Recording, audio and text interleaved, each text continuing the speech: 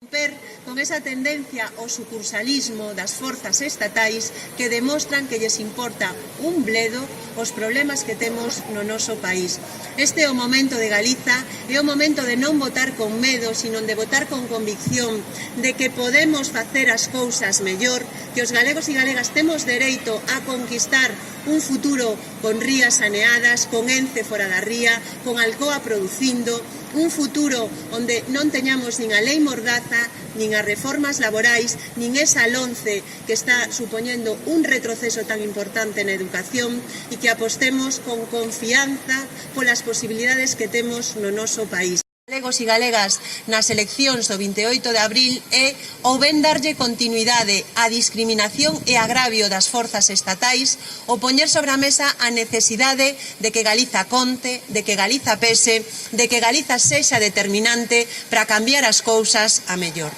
Estamos nunha cidade como é a cidade da Coruña que simboliza en algúns aspectos esa discriminación e ese maltrato constante do Estado co noso país.